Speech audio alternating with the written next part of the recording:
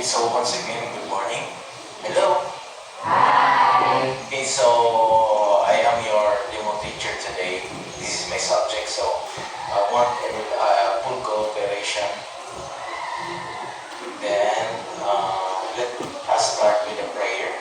Will you please stand up and let's have a prayer all together.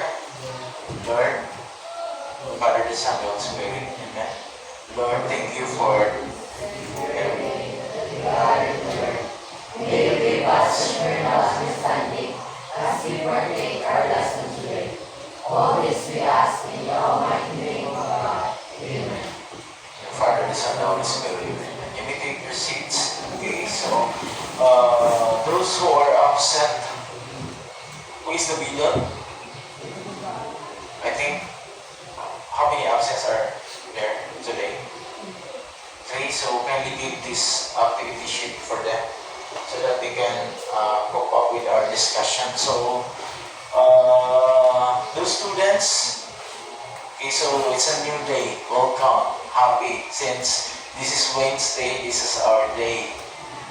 Every Wednesday we had our research subject class. Therefore, so I want a full cooperation with you and a bright day. So attendance we have checked, and also any assignment coming from the previous discussion that we had. We don't have, yes. Let's proceed. So those students who are nearsighted, you can have a seat in front. Then those students who are farsighted, you can sit at the back. Are you comfortable with your seat? Okay, very nice. So let's have this game. It's a game that we're going to discuss about the previous discussion that we had last meeting. So this is all about the key components of the classroom-based action research. So what is all about that? Are you with me? Okay, so let's start. Now, we're going to take a look for the question number 1.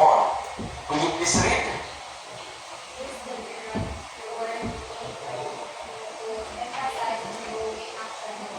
Okay, use the gerund form ing to emphasize ongoing action and improvement. What is the correct answer for this? Yes, correct. This is a progressive form of verb. Very good. Let's proceed. Back. My goodness. You have hit for question number 1. Next is a recurring concern that is consistently observed or experienced in the classroom. What's this? Yes, the issue or the problem. So this is the most important in doing action research. What's the problem? What's the experience that you have encountered? That the problem that needs a, for the third is a strategy, the method or the approach implemented to address and mitigate the identified problem. What's this? Very good. Network intervention.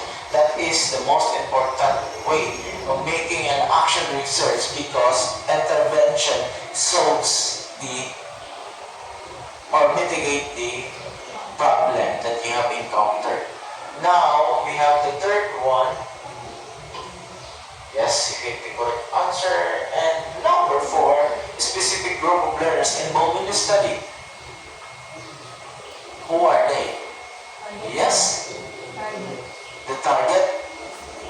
Yes, the correct term is the, I think it's the, yes, the respondent or the participants. Okay, so next activity, you're going to form a group into 3.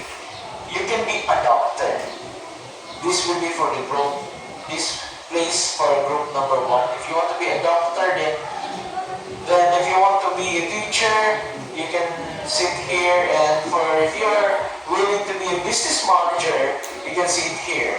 So you will have 30 seconds to group yourselves.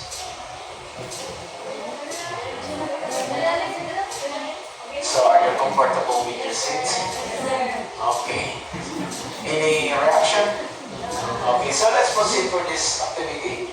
Okay, so I have here the instruction. You will be given an activity sheets. Then the instruction in the activity sheets that you're going to follow. Then after that, you're going to present here with this rubrics. You have the teamwork, relevance, and time management. There are Likert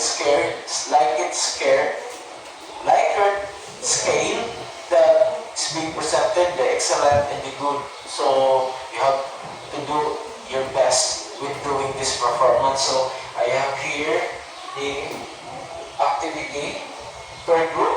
This is intended for the what group are you? The doctors. Very good.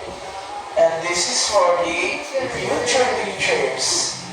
And this will be the economics or the business managers. You have the criteria to do the task, and you're going to do this into 3 minutes. The instruction is posted in the activities that is given to you. Then that is the scenario that you're going to solve. Your time starts now.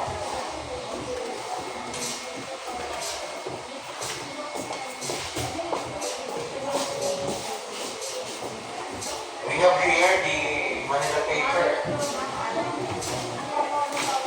We have the pencil.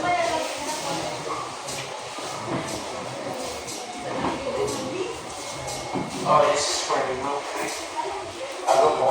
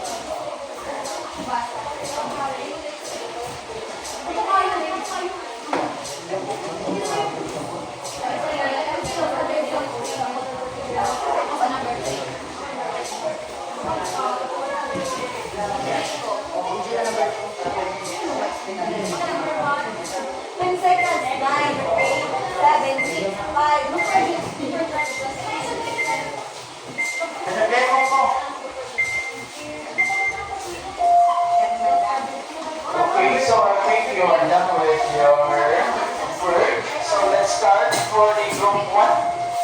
The doctors, will you please sit down, have your seat, take your seat, sit back and enjoy while listening to the presentation of the group 1, everybody.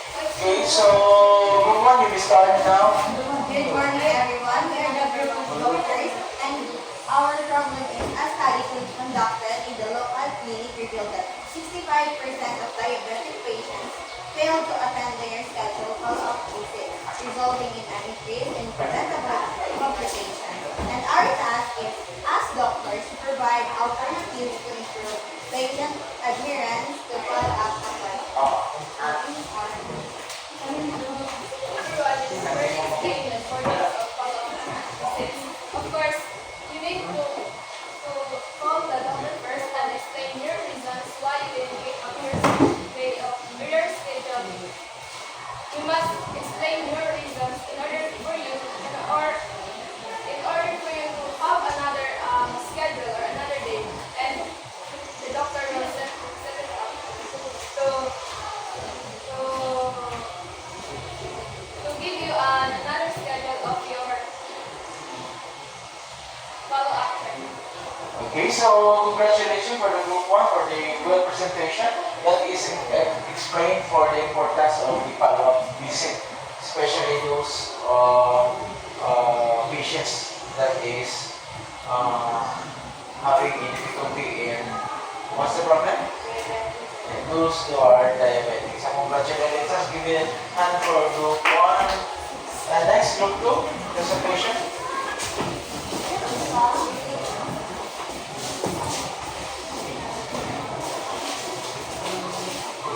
Good morning, everyone. We are a group which is the teachers. Research among high school students showed that 70% of learners exhibit low engagement in online classes, which correlates with poor academic performance. As teachers, provide alternatives to increase students' engagement and improve learning outcomes. The first alternative we use is about using communication and interactive platforms. Example, about quizzes on group. As we experienced from the previous teachers, they use these applications for us to be attentive and cooperative to participate in online classes. For outcomes with expected words and gifts. Second is collaborative learning spaces where we are grouped into several groups to make projects for us to become more cooperative, active in participating in class. So that's all for this group.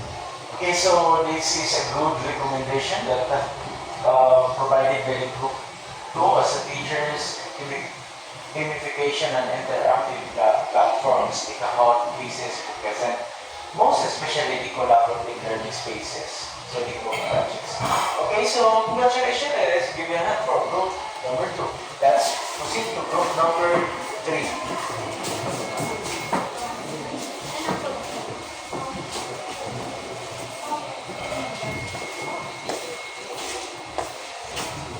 Okay, let's start. Good morning, everyone. Our problem is customer feedback analysis indicated a 30% decline in satisfaction due to delayed service responses, resulting in decreased job loyalty.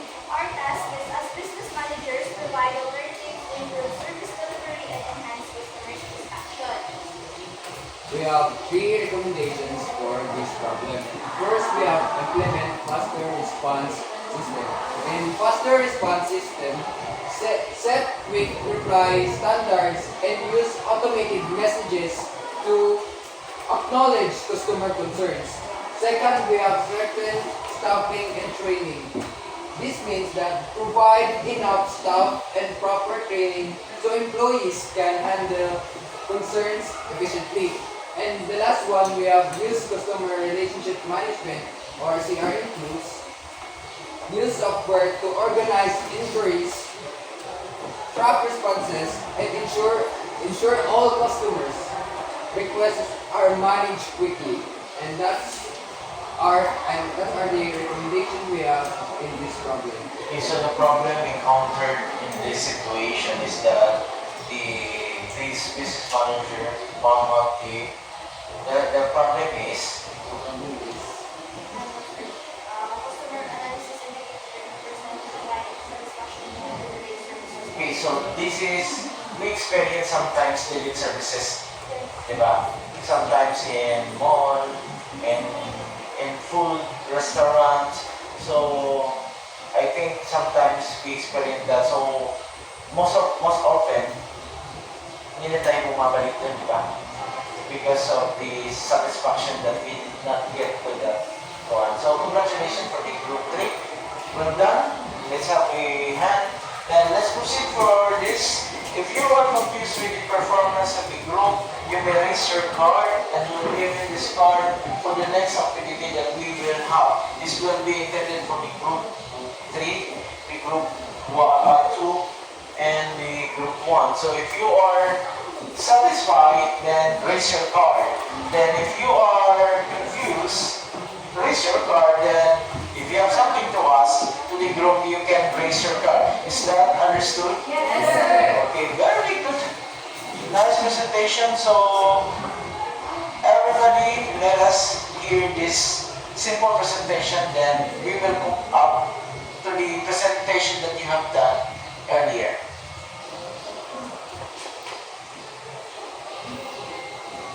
May dalawang uri ng presentation of conclusions. Pwede siyang pa-numero or pwede siyang pa-paragraph. At Okay, now, earlier you have done a recommendation based on the factual findings that you observed based on the fact sheets. Then, before you're going to make a recommendation, there is a conclusion there.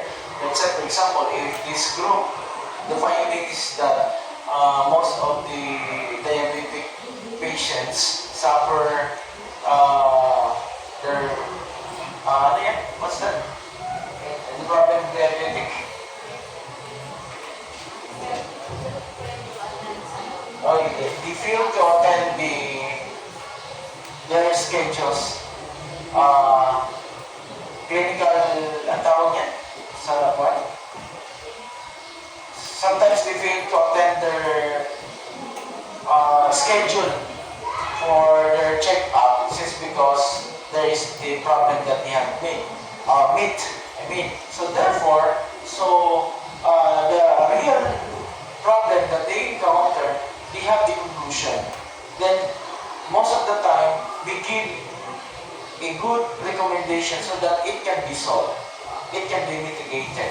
So there is a two-way in making this activity. You're going to make a conclusion. How are you going to make a conclusion? There are two ways. The first one is you're going to make a numerical conclusion. Next is you're going to make a paragraph form. So, for example, in this scenario, the number one is that develop material could be an enhancement resource in developing the vocabulary skills of learners that improve in performance were achieved with the aid of the developed material. So, based on the findings of the study, it was concluded that developed material could be enhancement resource in developing vocabulary skills of learners likewise. So, this is example of paragraph form from this numerical. Is that understood? Now, you're given in your activity sheets, you will be given an activity sheets that you're going to make. Okay, so we have here analyze analyze the conclusion and suggest the possible alternatives that address the identified problem. Okay, so is that understood? So we have here the activity 1, the exercise 1. Will you plus it? Individually, you're going to do the task. Is that understood? Okay. Can you pass it? The back. Then you're going to be given to 1 minute to do the task.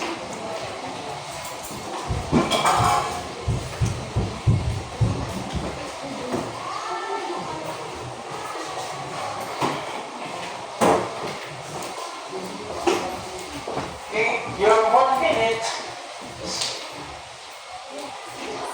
time starts now.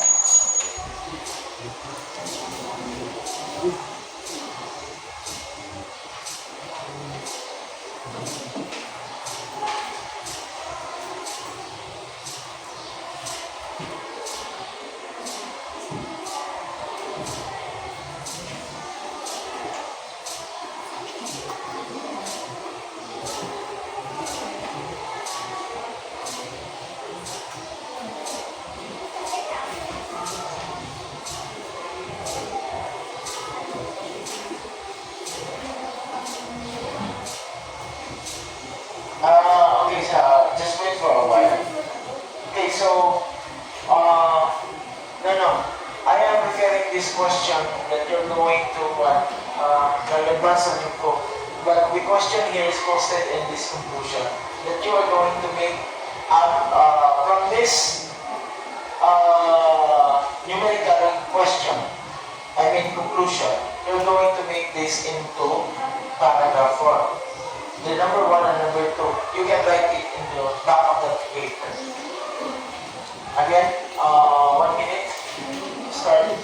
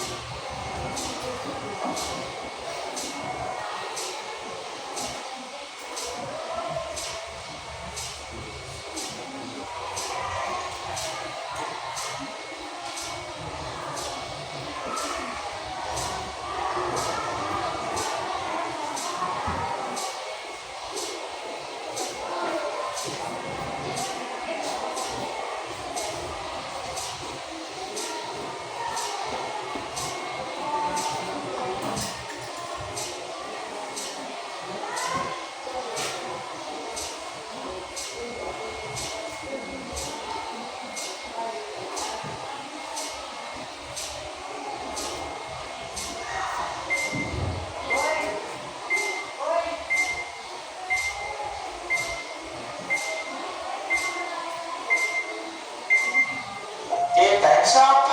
Who wants to answer for this activity? Yes, Vincent?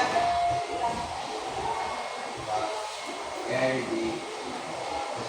No, just your answer. Proceed with your answer. My answer in number 1 is P. Very deep. No. What you're going to do is you're going to make a paragraph form. You're going to make this into paragraph form. Diba? Okay, any hand? Yes?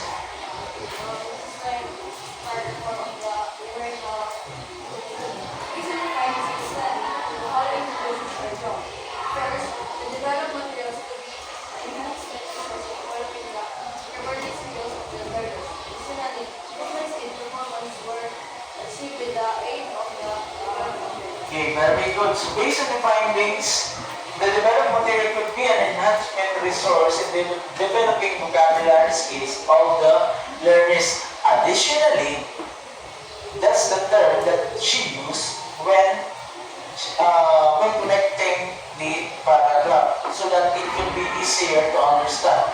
No need to make it into numerical form. Additionally, improvements of performance were achieved with the aid of the developed material. So that's simple that you are going to make a conclusion in paragraph form. Wala na po tayong, we don't have that numerical. That's the always way of making a conclusion and recommendation. Now, it should be in paragraph form. So, congratulations. Okay, so, do you think what was the discussion today? Yes, answer. Any other recommendation about it? You are going to make a recommendation about the conclusion. Yes, that is connected. You cannot make a recommendation because that will be based on the factual evidence presented into conclusion. So, I have here, so we're going to connect the answer if that is correct, if that is our topic. So, these findings can be used in making conclusion since you have gathered the data. Then we have here the evidence. This is when you say the word evidence is taken from the findings systematically collected from the respondents. Then you have here the results. So when you say results, this is the outcomes derived from the study that you have conducted. Next is, the word is solution. So when you say solution, it is the methodology, design. So how are you going to make a solution?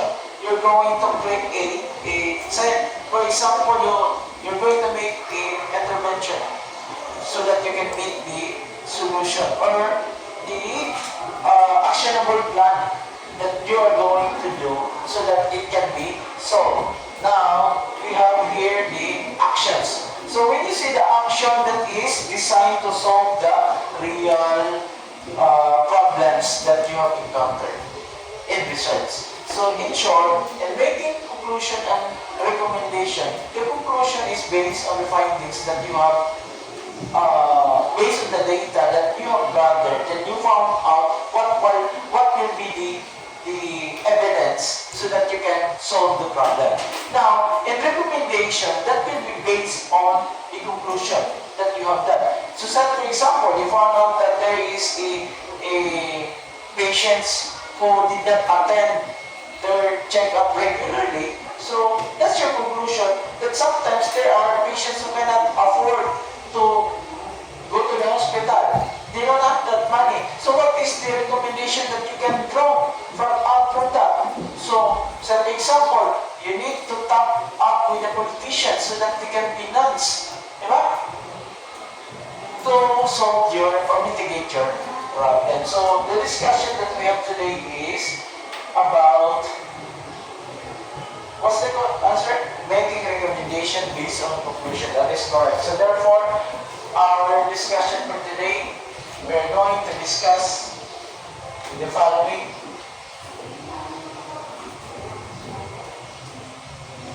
So our objective is at the end of the lesson, the students are expected to understand the difference between conclusion and recommendations. Value the importance of formulating recommendations based on conclusions.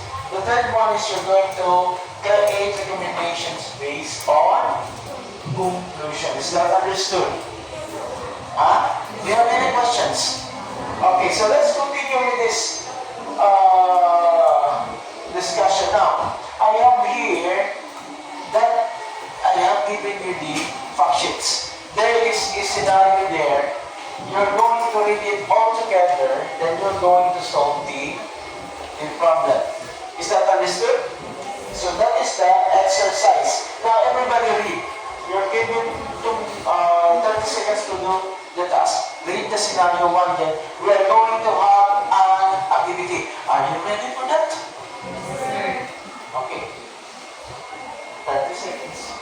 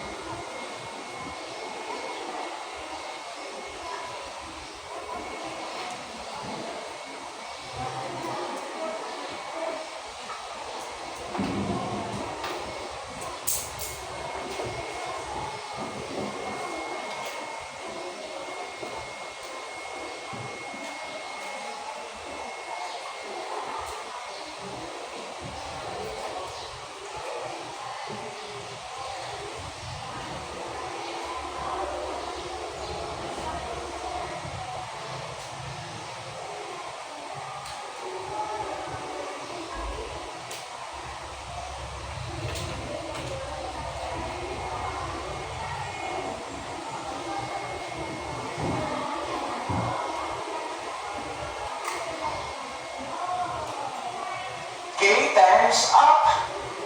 Are you ready for this activity? Are you familiar with this game? Yes, sir. It's in Family Feud. Who's the host of this? No, it's Ryan Morales.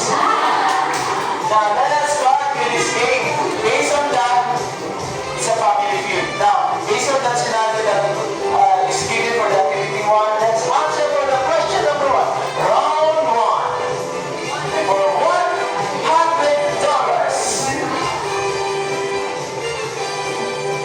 The question is, based on the findings that 60% of adults are unemployed or in unstable jobs, what is the most appropriate government response?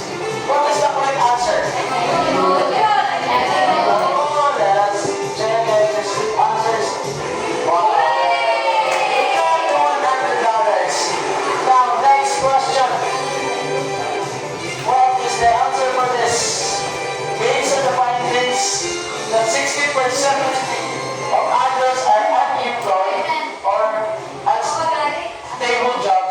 is the most appropriate government response for this? Yes! Employment. Will you please come here and click for the employment if that is the correct answer? Click the, you might click the click. Wow! Very good. For the third question, will you please everybody read silently?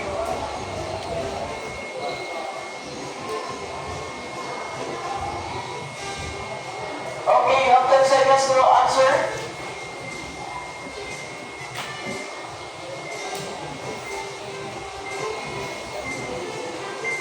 Okay, what is the correct answer for this round 3? What is the correct answer? Will you please raise your hand? Yes. Subsidies. Is that correct? Wow, very good. She got it. How many dollars that? $100. Oh no, that $300, you know. Then we have this round 2 for $500. Are you ready to pick up this money? Oh, very good. Makas out judicial. Now, which recommendation would best promote sustainable poverty reduction? What do you think is the correct answer? Then say yes to the answer. What do you think is the answer? Bakit nahihirapan sa $500? Yes. The correct answer is 8. Ito ba ang is great for the $500?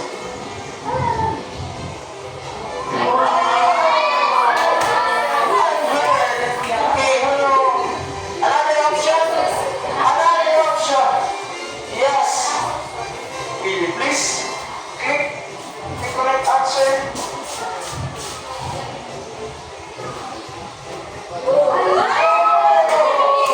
That's okay. Yes. Yes. Any answer? Any hand? Yes. You can click the correct answer.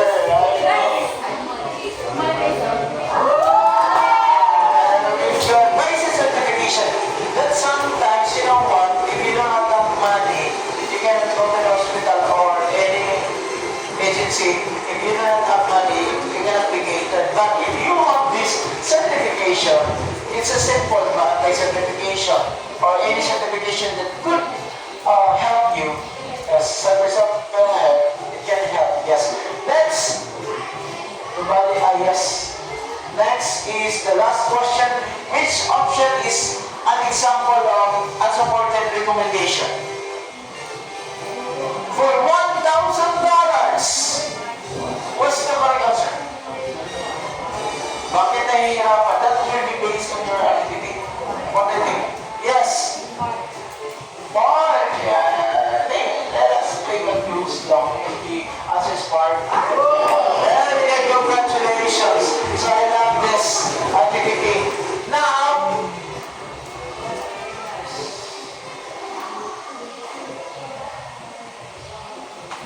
let us hear for this discussion. In research writing, two important parts often get confused, conclusion and recommendation, but they serve different purposes. Let's make it simple. A conclusion summarizes the key findings of the study. It answers the question, what was discovered? It is strictly based on analyzed data. And remember, a conclusion does not suggest actions. A recommendation proposes actions based on conclusions. It answers the question, what should be done? A recommendation must directly respond to a conclusion, and it avoids suggestions that are unsupported or unrelated. Example, student engagement study. Under conclusion, based on findings, students show high cognitive engagement but low behavioral engagement. engagement. It is therefore recommended that teachers implement structured collaborative learning activities. The recommendations observed is based directly on the conclusion that students show high cognitive engagement, but the problem is low behavioral engagement. Therefore, we are going to provide structured collaborative learning activities so that aside from catering with their needs, they also have the freedom to continuously perform along with their peers. Here are the simple template for writing recommendations. Based on the findings that it is recommended that they should be implemented by this is expected to result in always remember recommendations suggest actions. They should improve practice, policy, or future research. And most importantly, every recommendation must clearly connect to the conclusion. In research writing, two important What's the main difference between conclusion and recommendation? Yes. Main difference between conclusion is summarize the main points of your work or studies, while recommendation it is suggest actions on conclusion. Very good. But let us give a hand when you say it is stated clear that when you say conclusion, that is the main point of conclusion is that is the summarize findings or the key findings based on the data that you have gathered, the problem or the result of the research that you have conducted. While the recommendation stated that is an action based on the conclusion. So when you are going to propose an action based on the conclusion, it should be directed to respond to a conclusion. You cannot make a conclusion you cannot make a recommendation that is not based on your conclusion. That is very good. Now, let's have a group again. Okay, so this will be group 1, group 2, group 3. If you want to be an environmentalist, you can be group 1. If you want to be a data analyst, then you can be group 2. If you want to be a psychologist, you can be group 3. You have 30 seconds to do the task.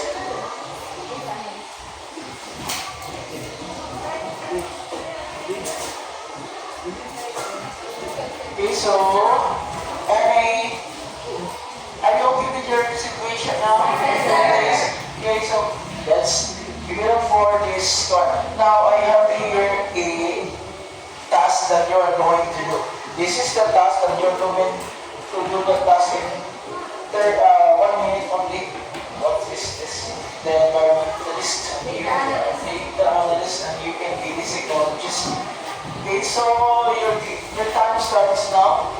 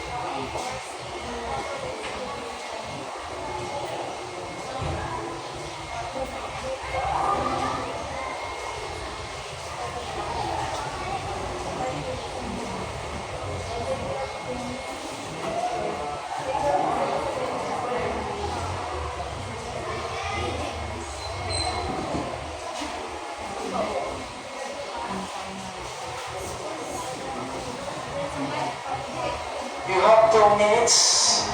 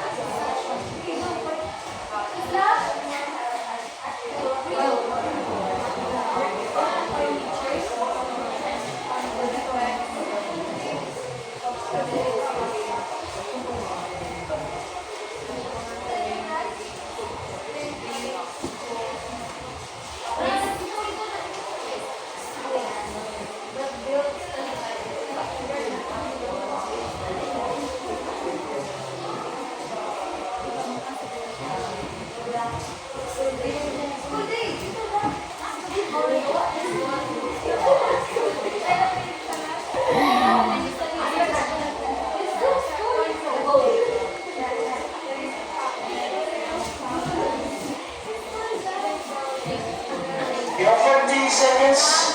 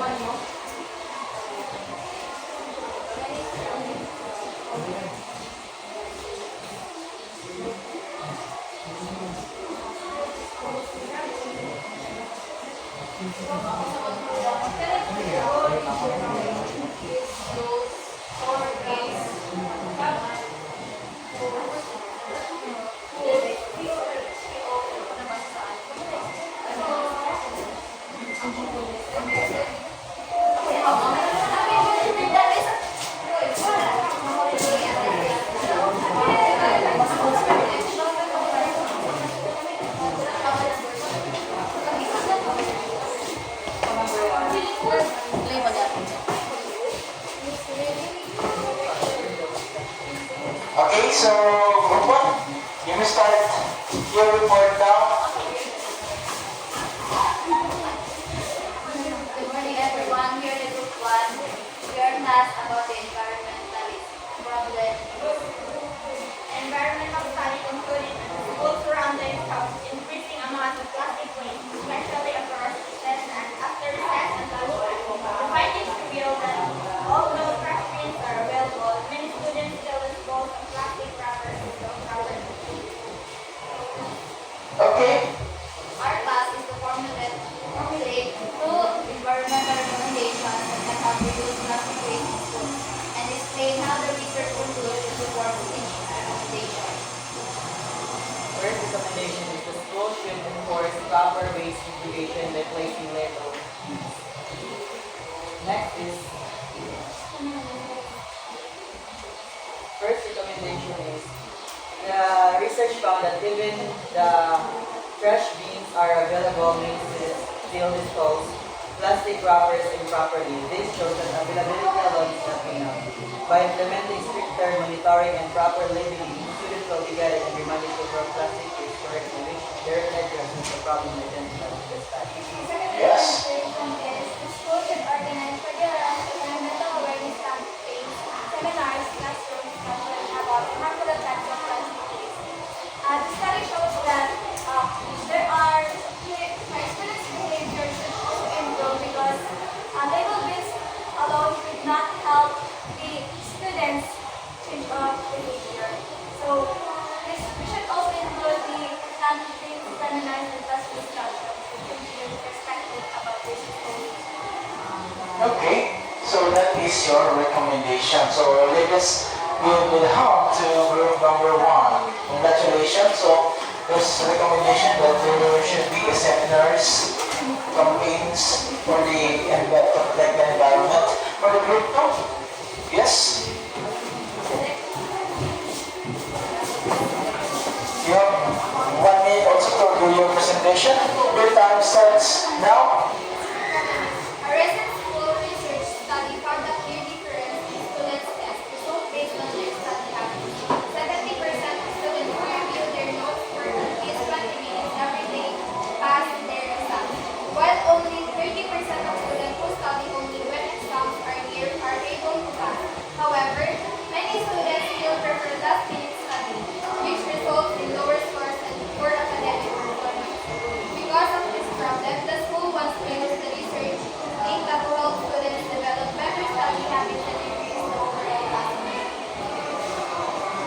since the problem is about the low passing grades, because students prefer study cramming on last minute time. The first recommendations that we give is provide better digital tools. The goal is the teacher gives tools for daily spots. These tools does not only give academic purposes, but also will give enjoyment and will make the students enjoy and more active in reviewing, cramming the specific subjects that will give, that enhance their knowledge so that they could pass and be on top of the passing grades. For example, here in our school, in service, we have an academy for the students to learn math. And the second one is build study time into school before the school day. The goal is to move students away from last minute math, which is what we did last year in the grade 10. We have extra Fridays where the students where when it was implemented, the students catch up their studies and their works. Okay, so very good. That's a good data analysis that you provided, a good recommendation. So congratulations. Okay, so what is the verdict of the presentation? Are you okay? Are you confused? Are you okay? Satisfied? Satisfied and yes, satisfied. Let's proceed to the round 3.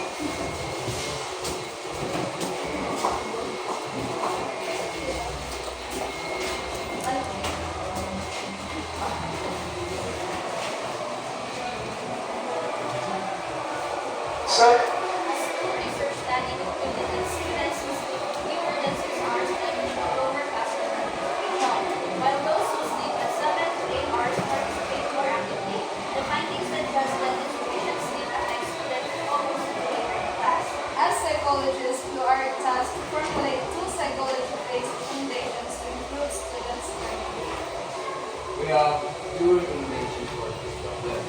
First, we have promote healthy sleep habits through a school-based awareness program. Recommendation of this is conduct seminars or campaigns encouraging students to sleep 7 to 8 sleep hours daily. The support from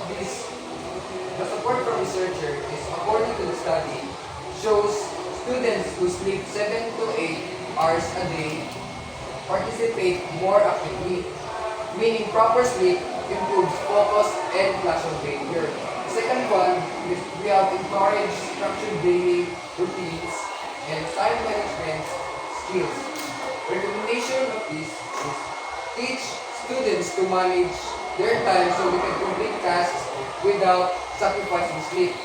The support from researcher, according to the study, since students who sleep less than 6 hours show low participation, better scheduling can help them get enough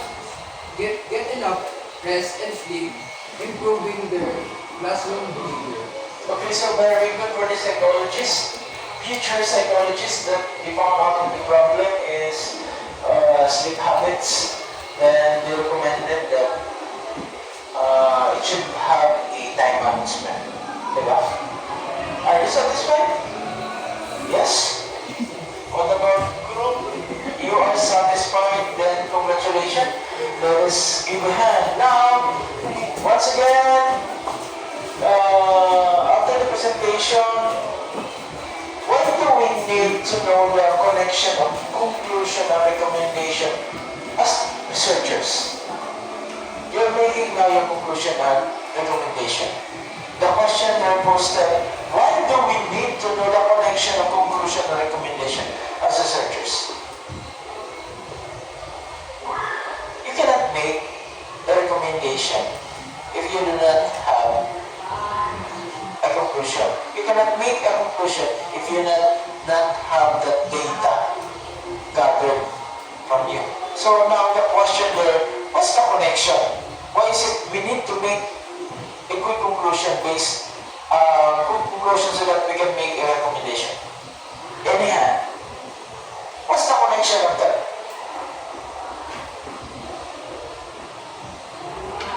Yes?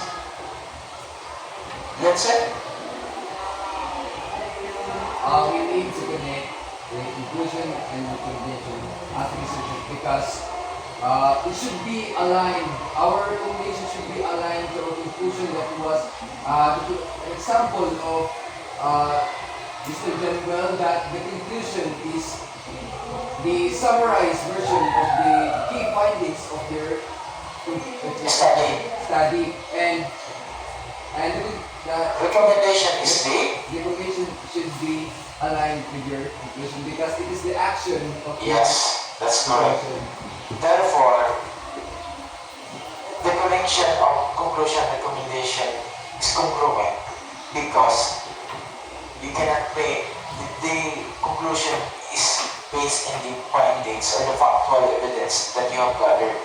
Now, the recommendation is the plan of action that you are going to take so that it can be disseminated to the future researchers or even to the Department of Education or to the students who are trying to make a good research. Now, let us use another family feud. Are you ready for this game again? Okay, the question there is the conclusion and recommendation. The question. A school research found that students who sleep at least 8 hours perform better in exam.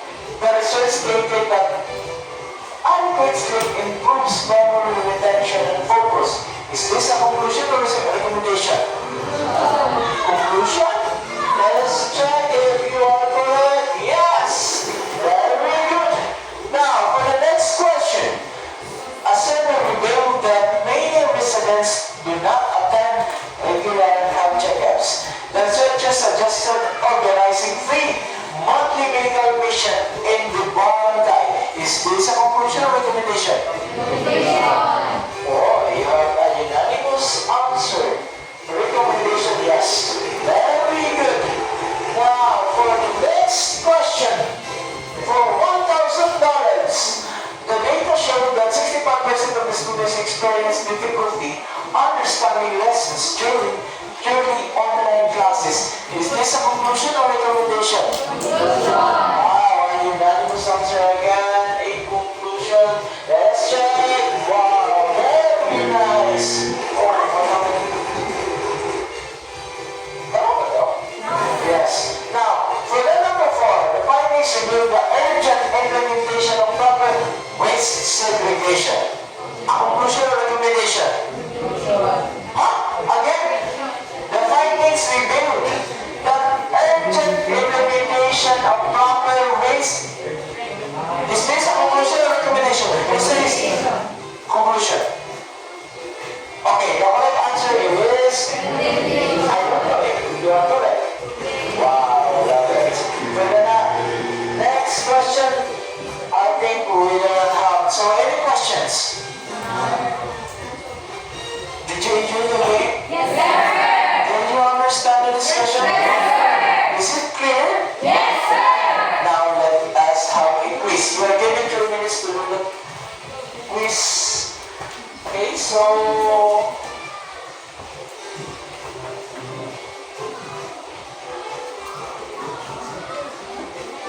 the quiz is for being provided at that is a multiple question. 5 questions. Your time starts now.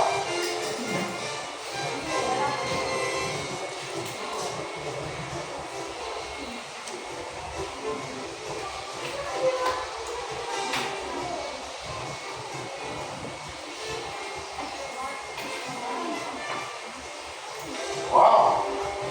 Everybody is responding and they are the quiz, I think, very easy because you understand the discussion.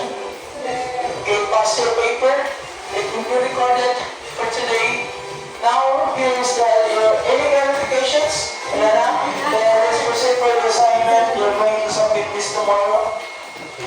Okay, thank you very much for your attention. Thank you very much for your cooperation and everything. So congratulations, we will meet at 10:30, am I right? I don't know, 10:30. Yes.